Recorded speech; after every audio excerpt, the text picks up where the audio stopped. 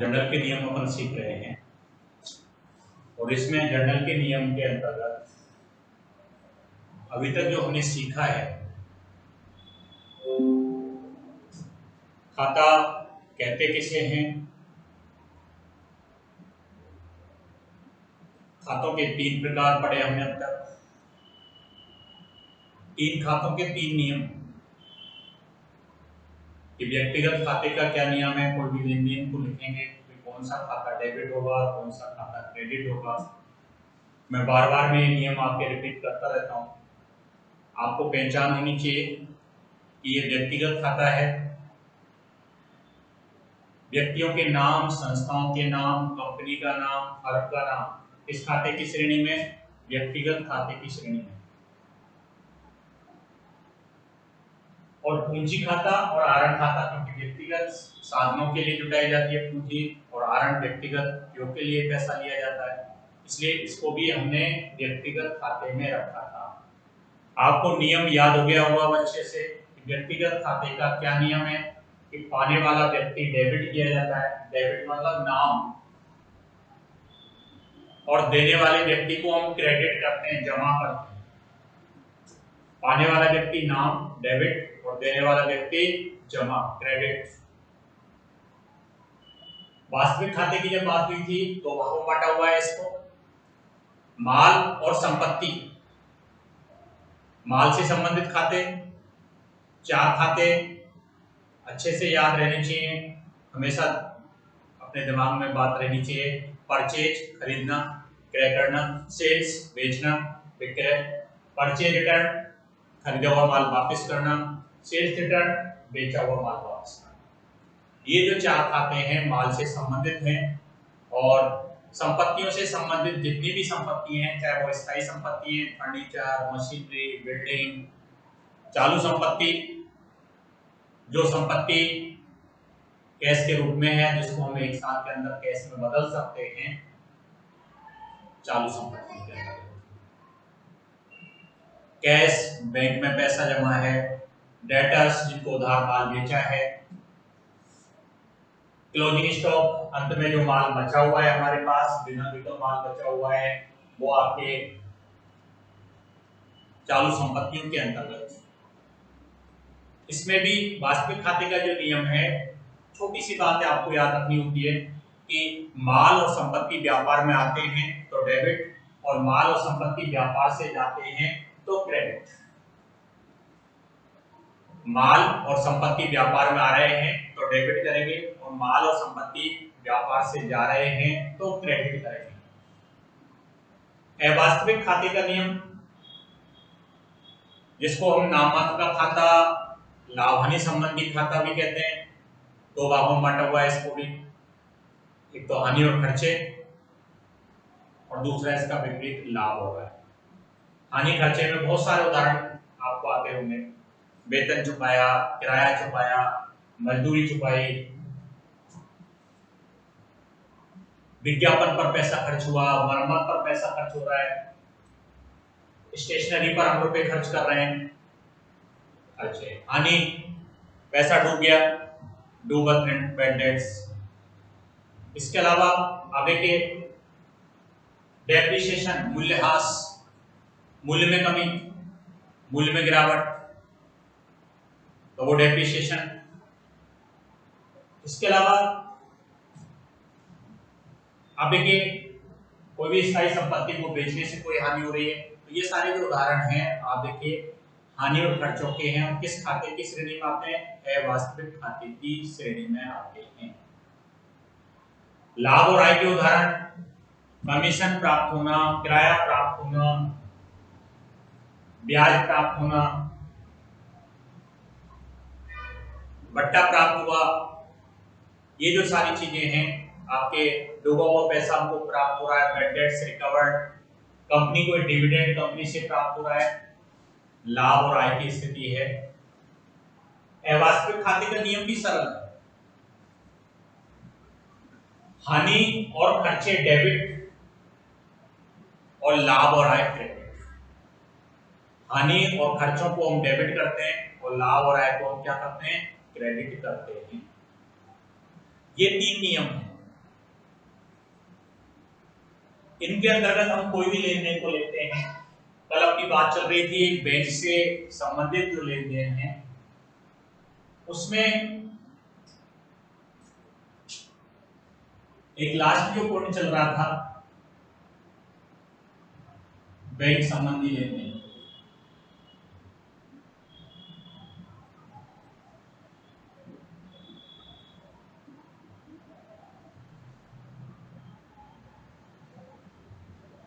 Check अनादरण होने पर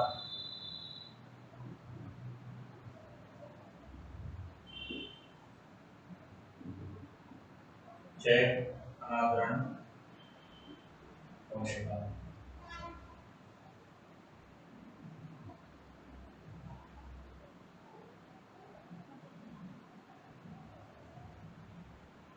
एक होता है चेक का आदर।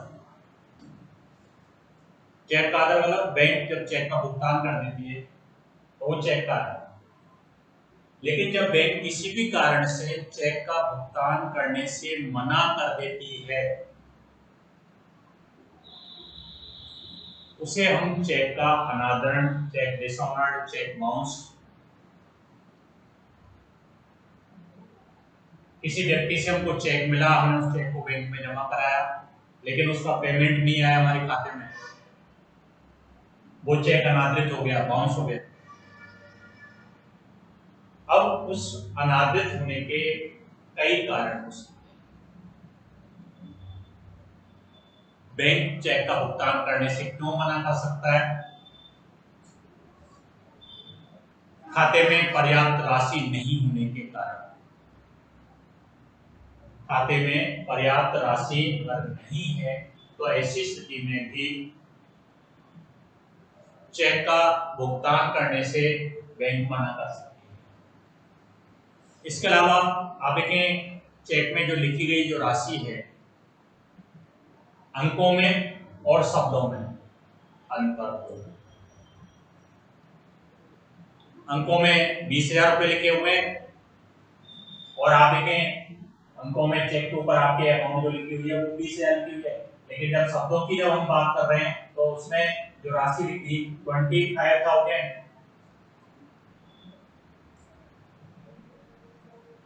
दोनों में अंतर है। यहाँ 20,000 है और यहाँ पर 25,000 है, तो दोनों में जब अंतर है तो ऐसी स्थिति में बैंक चेक का भुगतान करने से क्या कर देती है? मना कर देती है, तो चेक हटा देती है। चेक जारी करने वाले व्यक्ति के सिग्नेचर बैंक में नहीं मिलान करें तो भी चेक आपके बाउंस हो सकता है। आप देखें चेक की लिखी गई तारीख के अवधि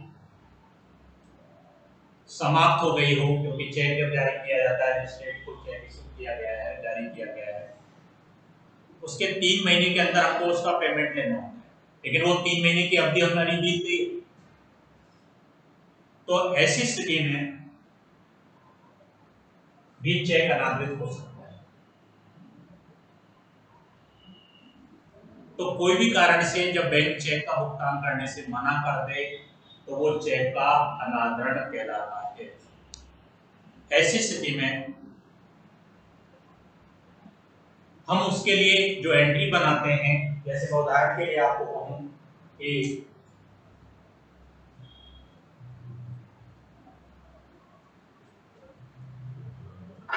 राम से प्राप्त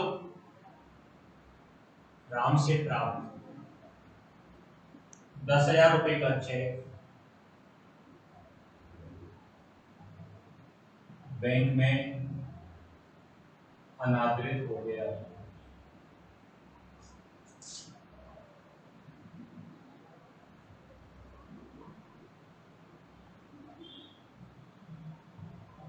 राम से प्राप्त 10,000 रुपए का चेक बैंक में अनादृत हो गया।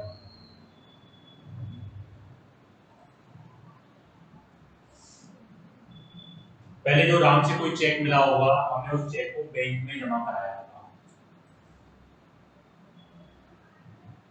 और वो चेक आगे जाकर के बैंक में अनादृत हो गया। एक तरह से बैंक ने वो चेक अनादृत करके लौटा दिया।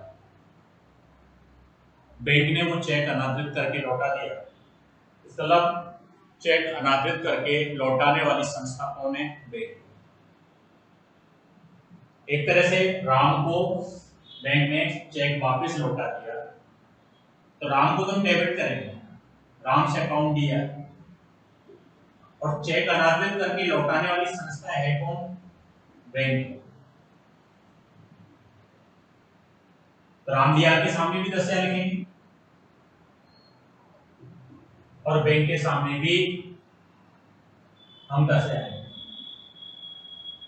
राम डीआर टू बैंक, क्योंकि जब हमको राम से चेक मिला होगा, उस चेक को हमने उसी दिन जब बैंक में पहुंचाया होगा, तो हमने entry bank account DR to Ram बनाई होगी। राम से जब चेक मिला होगा और उस चेक को हमने कहाँ पहुंचाया होगा? बैंक में पहुंचाया होगा, आने वाली संस्था बैंक होगी, तो bank account DR to Ram 10,000।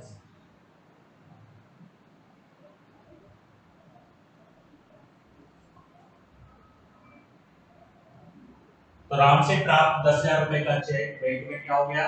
अनादृत हो गया। अनादृत करके लौटाने वाली संस्था कौन है? बैंक है। किसको चेक लौटाया गया है? राम को। राम दिया आने वाला, लौटाने वाला कौन है? चेक को बैंक लौटा रही है अनादृत करके। बैंक खाते को हम क्या करेंगे? क्रेडिट करेंगे। तो ये एंट्री आपके बनी। तो ये कुछ पॉइंट हमने बैंक संबंधी लेन देनों की बात आपकी की है।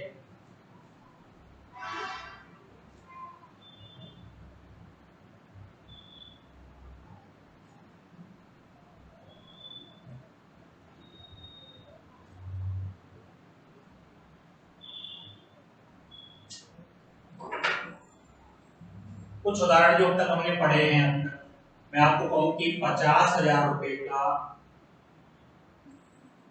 भवन खरीदा तथा चेक से भुगतान किया। 50,000 रुपए का भवन खरीदा तथा किससे पेमेंट कर रहे हैं? नकद भुगतान नहीं कर रहे हैं, चेक से भुगतान किया।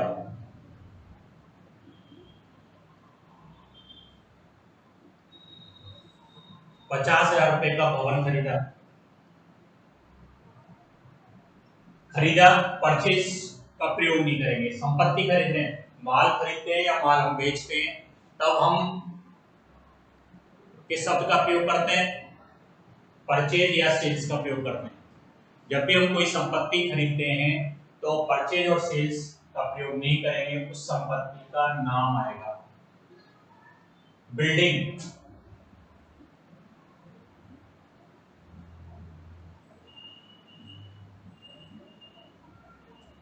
किससे पेमेंट किया? चेक से। इसका भुगतान देने वाली संस्था कौन हो गई? बैंक। भवन खरीदा और उसका भुगतान किससे कर रहे हैं? चेक से कर रहे हैं,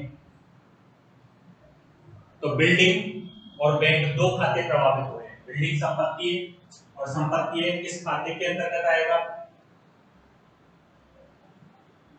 वास्तविक खाते में। बैंक संस्था है, किस खाते की श्रेणी में आएगा? व्यक्तिगत। दो खाते, भवन बिल्डिंग,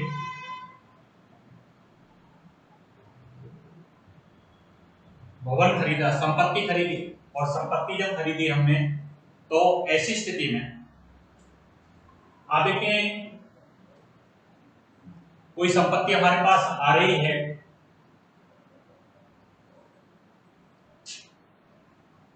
बिल्डिंग को डेबिट करेंगे। भवन खरीदा, बिल्डिंग को डेबिट करेंगे। वास्तविक खाता है, संपत्ति है, माल और संपत्ति व्यापार में अगर आते हैं तो उसे डेबिट किया जाता है। यहां पर भवन खरीदा तो एक तरह से संपत्ति हमारे पास व्यापार में आ रही है, बिल्डिंग लिया। और उसका भुगतान करने वाली संस्था है कौन, चेक से भुगतान किया जा रहा है, इसका मतलब बैंक भुगतान दे रही है क्या। Entry building account DR to bank account, 50,000 रुपए का भवन खरीदा, बिल्डिंग डीआर के सामने भी डेबिट में 50,000 और बैंक के सामने भी 50,000 है। भवन खरीदा और उसका भुगतान किससे कर रहे हैं, चेक से कर रहे हैं।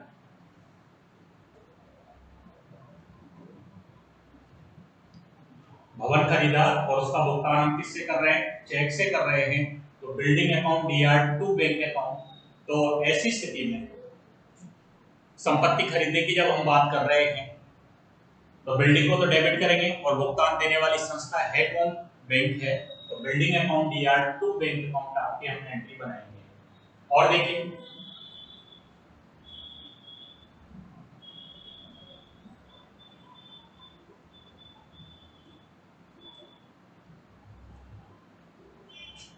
विज्ञापन पर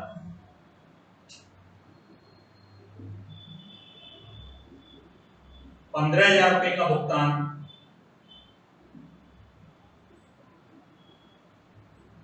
चेक से किया गया। विज्ञापन पर 15,000 रुपए का भुगतान चेक से किया गया।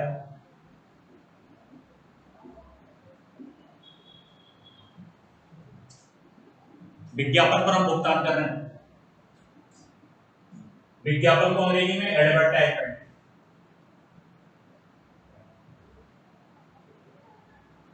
और भुगतान चेक से किया जा रहा है। भुगतान देने वाली संस्था कौन हो गई, बैंक।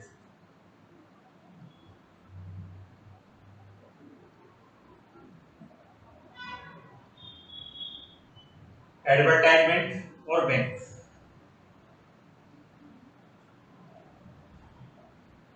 विज्ञापन एक खर्चा है और ये किस खाते की श्रेणी में आता है, अवास्तविक खाते की श्रेणी में आता है।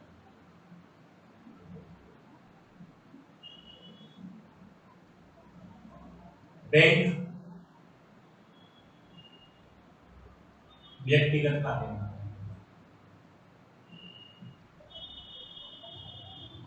विज्ञापन पर 15,000 रुपए का भुगतान चेक से किया। किसी खर्चे का भुगतान हम किससे कर रहे हैं, चेक से कर रहे हैं। खर्चे अवास्तविक खाते की श्रेणी में आते हैं। नियम क्या कहता है कि हानि और खर्चे तो डेबिट किए जाते हैं और लाभ और आय क्रेडिट किए जाते हैं। विज्ञापन खर्चा है, अवास्तविक खाते की श्रेणी में आ गया, खर्चे डेबिट किए जाते हैं, तो इस नियम के अंतर्गत एडवर्टाइजमेंट को डेबिट करेंगे डीआर,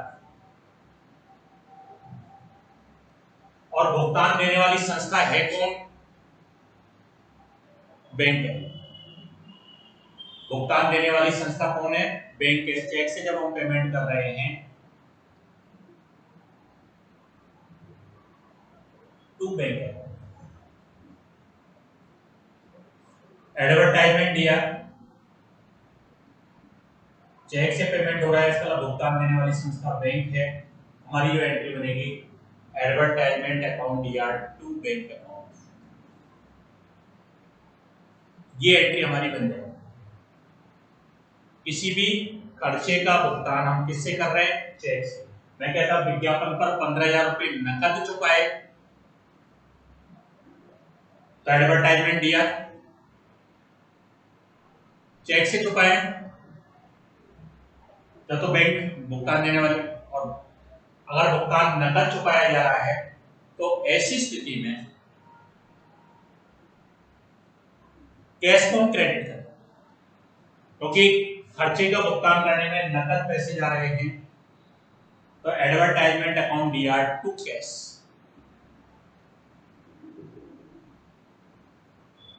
तो ये दो तरह की बात, खर्चे का भुगतान नकद किया जाए तो कैश क्रेडिट होगा, और खर्चे का भुगतान चेक से किया जाए, इसका भुगतान देने वाली संस्था बैंक हो गई क्या, entry advertisement account DR to bank.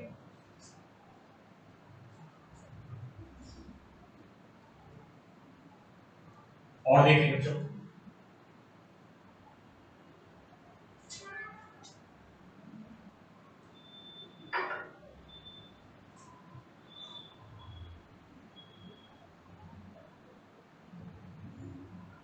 Harish से 6,000 रुपए का चेक प्राप्त हुआ।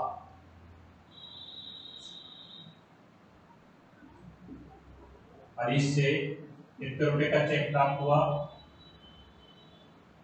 6,000 रुपए। हरीश से 6,000 रुपए का चेक प्राप्त हुआ। कल अपनी बात हुई थी कि जब भी किसी व्यक्ति से हमें कोई चेक प्राप्त होता है तो उसे नकद प्राप्ति माना जाता है।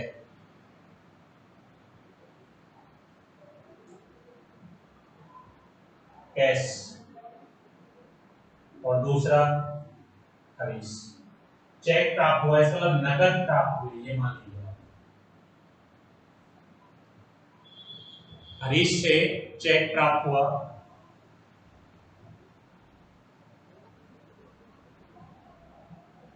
हरीश से रुपए प्राप्त हुए, ये मान लें।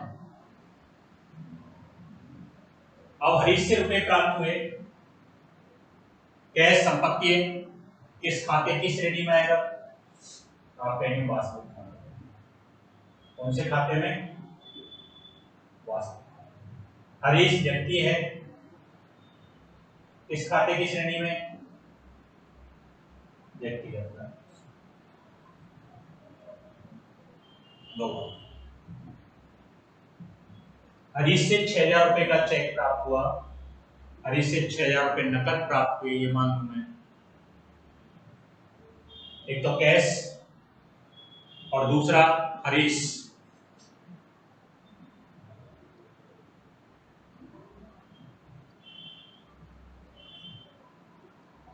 कैश का क्या नियम है वास्तविक खाते का कि माल और संपत्ति व्यापार में आ रहे हैं तो डेबिट करेंगे। अब यहाँ हरीश से चेक प्राप्त हुआ है, चेक मिल रहा है, पैसे कैश आ रहा है और कैश आ रहा है, तो ऐसी स्थिति में कैश को हम डेबिट करेंगे।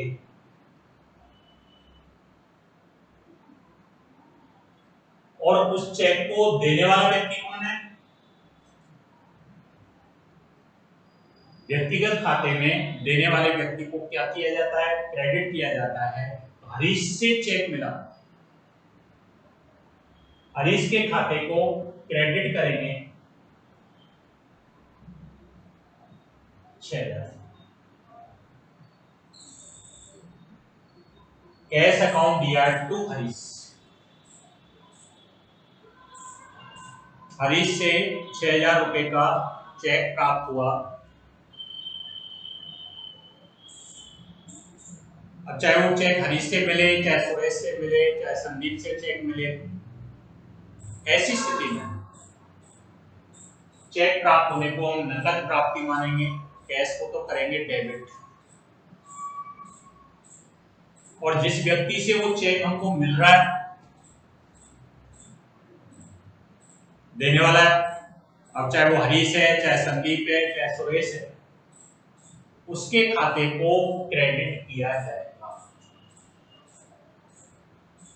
तो इसमें जो हमने कल पहला पॉइंट सीखा था कि किसी व्यक्ति से चेक प्राप्त हुआ, उस चेक को क्या माना जाएगा? नकद प्राप्ति माना जाएगा। हरीश से 6,000 का चेक प्राप्त हुआ, आप इसको चेक नहीं, हरीश से 6,000 रुपए नकद प्राप्त हुए, कैश आ रहा है, कैश डेबिट, देने वाले व्यक्ति को credit, cash account DR to Harish.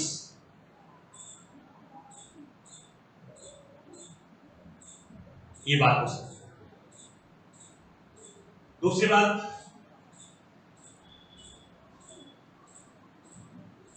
कि चेक तो प्राप्त हो रहा है लेकिन उस चेक को हम उसी दिन कहां पर जमा करा रहे हैं? बैंक में जमा करा रहे हैं। चेक प्राप्त हुआ और उस चेक को उसी दिन बैंक में जमा करा दिया।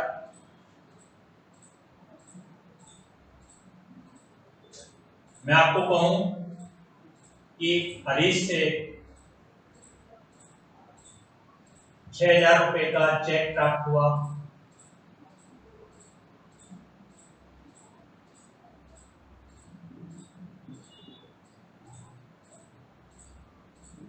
और उस चेक को उसी दिन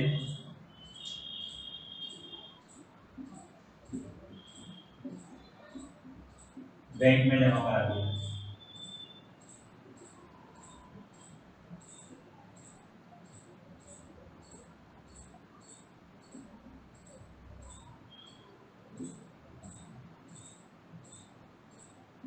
₹6,000 का चेक प्राप्त हुआ और उस चेक को उसी दिन बैंक में जमा करा दिया। दो अलग अलग स्थितियां। पहली स्थिति हमने बात अभी की थी कि खाली चेक प्राप्त होता है तो उसको कैश माना जाता है।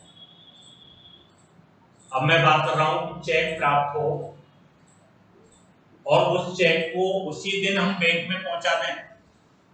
अब वो चेक कैश नहीं रहा, उस चेक को पाने वाली संस्था कौन हो गई है? बैंक हो गई। बैंक को डेबिट करेंगे।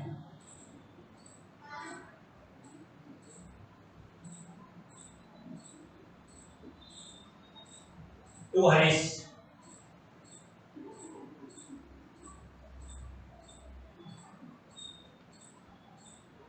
हरीश के चेक को हम उसी दिन बैंक में पहुंचा रहे हैं। उस चेक को पाने वाली संस्था कौन हो गई? बैंक हो गई। तो बैंक खाते को हम क्या करेंगे? डेबिट करेंगे। और हरीश देने वाला है क्या? और हरीश देने वाला है तो उसको क्रेडिट है।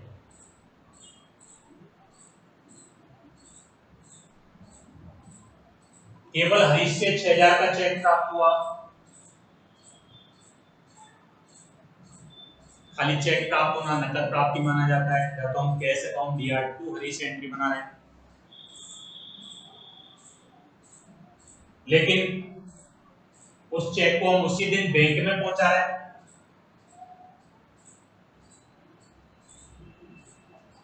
तो ऐसी स्थिति में उस चेक को पाने वाली संस्था कौन हो गई है? बैंक हो गई है। बैंक को डेबिट करेंगे। और हरीश देने वाला व्यक्ति है, हरीश को क्रेडिट किया जाए। तो हमारी entry bank account DR2 Harish में है।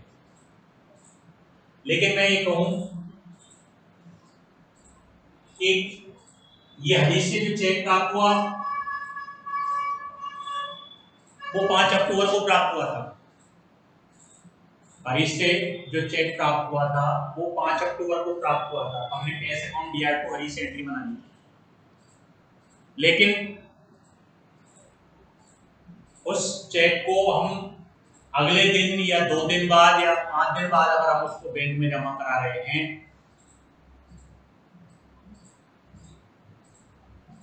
तो ऐसी स्थिति में बैंक में रुपए जमा कराने की एंट्री।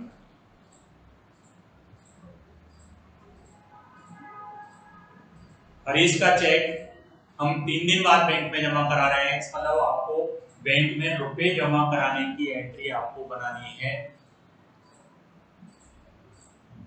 बैंक में रुपए जमा कराने की एंट्री आप देखते हैं पाने वाली संस्था कौन हो गई? बैंक हो गई क्या? और पाने वाली संस्था अगर बैंक है और बैंक में रुपए जमा करा रहे हैं तो हमारे पास से क्या जा रहा है? कैश जा रहा है। तो entry bank account DR2 cash.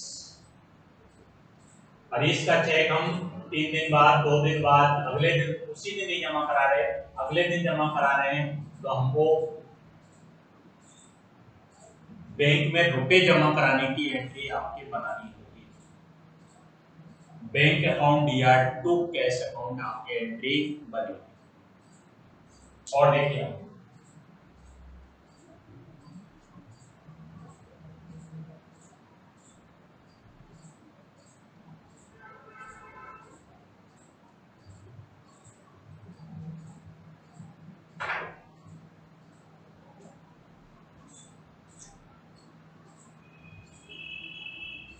Kishan को 5,000 रुपए का भुगतान चेक से किया।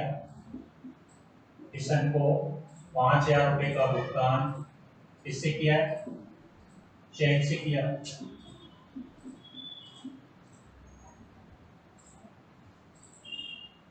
किशन को 5,000 रुपए का भुगतान किससे कर रहे हैं? चेक से। दो खाते ढूंढ रहा हूं मैं, किशन और चेक से भुगतान कर रहा है कौन? बैंक। किशन और बैंक व्यक्तिगत खाता है क्या?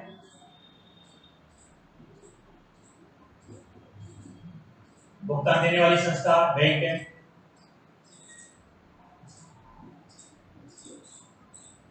व्यक्तिगत खाता।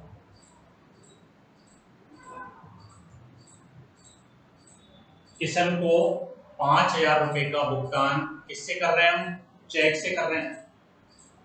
किशन को 5,000 का भुगतान चेक से किया जा रहा है।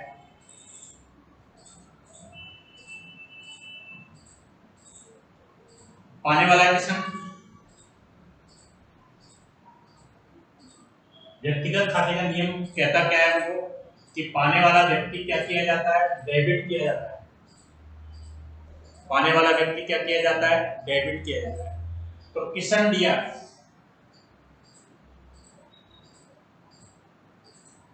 और किशन को जो भुगतान किया जा रहा है वो चेक से कर रहा है। भुगतान देने वाली संस्था कौन हो गई? बैंक हो गई।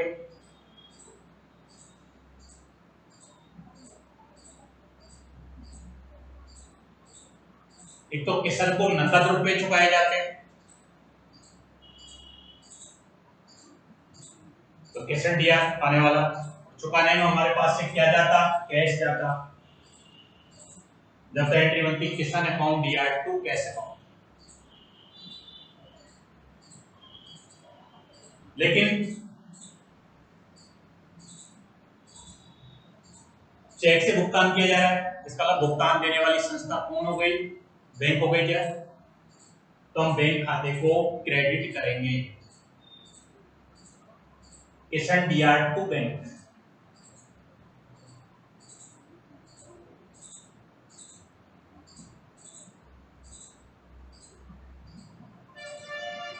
तो इस तरह कुछ बैंक से संबंधित जो लेन देन है, बैंक से संबंधित आपके कुछ ट्रांजैक्शन जो हैं, चेक प्राप्त होना, चेक को उसी दिन बैंक में जमा करा देना, चेक को अगले दिन बैंक में जमा कराना, चेक से भुगतान करने की बात, चेक अनादृत होने की बात, ये जो सारी चीजें हैं बैंक से संबंधित लेन देनों में आपके आते हैं, क्योंकि ये माना जाता है आज के समय में नकद में लेन देन करने में जोखिम बहुत अधिक है। इसलिए व्यापारी वर्ग नकद के लेन देन कम करता है, और व्यापारी नकद के लेन देन कम करता है, तो ऐसी स्थिति में हम ये देखते हैं कि बैंक के मार्फत आपके लेन देन किए जाते हैं, चेक का उपयोग किया जाता है। अधिकांश लेन देन चेक से किए जाते हैं, जिसमें जोखिम भी आपके कम है। चेक एक भुगतान करने का आदेश पत्र है, और ऐसी स्थिति में तो हम दो प्रकार के चेकों की बात करते हैं। एक साधारण चेक, जिसमें किसी व्यक्ति का नाम नहीं होता, केवल नाम लिखा होता है और उस व्यक्ति को वो पेमेंट मिल सकता है। और एक रेखांकित चेक होता है, जिसमें आप देखें कोने पर अकाउंट पे ही या दो तिरछी रेखाएं होती हैं, वो व्यक्ति के खाते में आपके पैसा आपके जमा होता है। रेखांकित चेक को ये माना जाता है कि वो ज्यादा सेफ है भुगतान करने के लिए। तो ऐसी स्थिति में हम ये चीजें देखते हैं। आगे हम और बात करेंगे। आज का मेरा ये व्याख्यान यहीं पर आपके समाप्त होता है। धन्यवाद।